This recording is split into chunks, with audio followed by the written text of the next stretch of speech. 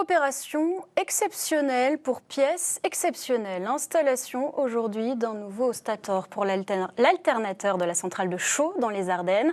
Un cylindre de 430 tonnes indispensable à la production d'électricité. Et il a fallu déployer les grands moyens. Voyez ce reportage d'Alexandre Blanc avec Daniel Samulzik.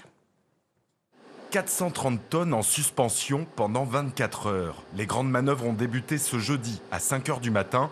Le but, remplacer une pièce essentielle, le stator, qui permet de transformer le mouvement de la turbine en électricité. Il a présenté des signes de vieillissement lors de nos nombreux contrôles qu'on peut réaliser. Sur une centrale nucléaire, on réalise en continu des contrôles pour assurer la sûreté de notre installation. Lors d'un de ces contrôles, on a détecté des signes de vieillissement.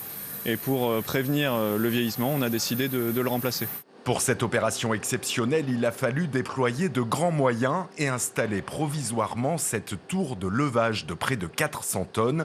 Les 16 mètres d'ascension du stator se font au ralenti, 1 mètre par heure environ.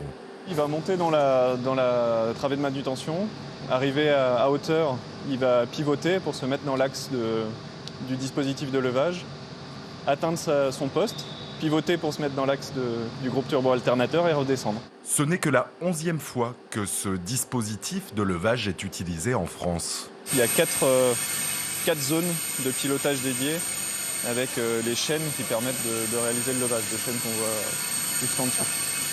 Et donc on vient par des dispositifs de crémaillère bloquer chaque maillon et puis on monte maillon par maillon. Depuis 2 mois, le chantier mobilise jusqu'à 200 intervenants et il est préparé de longue date. Pour venir de l'Oise, le stator a emprunté une péniche jusqu'au Havre, puis un navire jusqu'à Rotterdam et une barge jusqu'à Givet.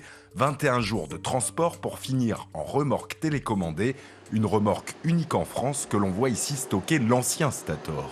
Donc effectivement c'est un engin exceptionnel, il fait 22 mètres de long, 5 mètres de large, 96 roues et il a été capable de porter la charge de 430 tonnes avec une très grande précision. Avant la mise en service du nouveau stator, il faudra encore raccorder l'alternateur. Le redémarrage du réacteur est prévu en juin.